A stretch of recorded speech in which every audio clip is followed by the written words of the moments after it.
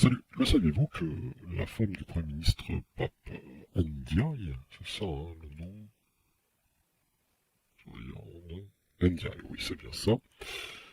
Ben, c'est du Guilgoulim, c'est du Yetzirara, c'est en fait la pire engeance qui peut exister. Déjà, ça cache son nom, Lazarus Mangin, ça s'appelait comme Mangin. Sa mère, en question, a eu des propos abjects envers la Torah.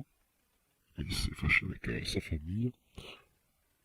On va dire dans l'éthologie de Ayn Rand, juif athée, tout ça, communiste en fait, et perdu, paumé, et embrigadé dans du gouroutisme le plus total. Mais son grand-père, c'est le problème, en fait.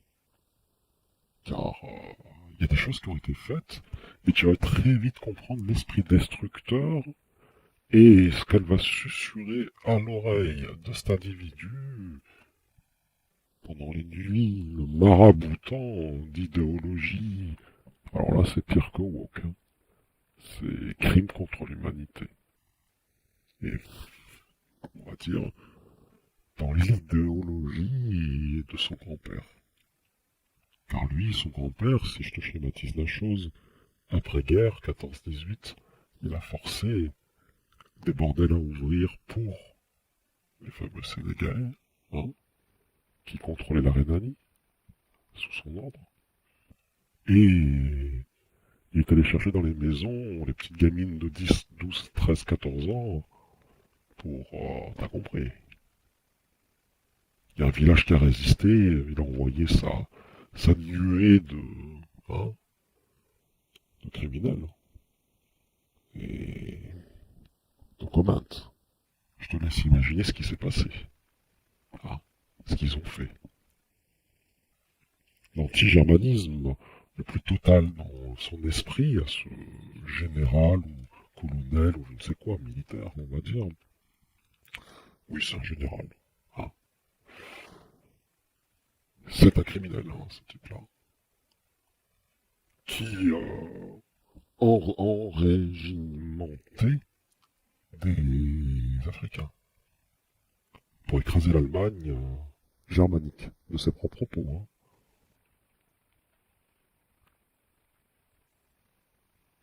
Il va falloir se réveiller, hein, parce que la boucle est bouclée, là. Là, cette femme, c'est la même idéologie que la femme de Frantz Fanon. T'as vu ce qui s'est passé en Algérie? Allô? Va falloir se réveiller.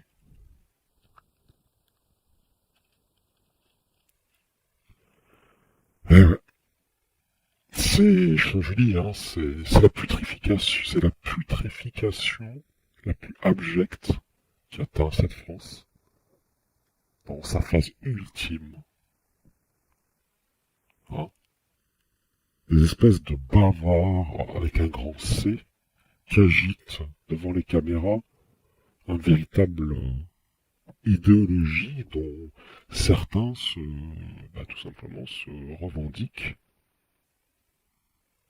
et l'imposent aux autres.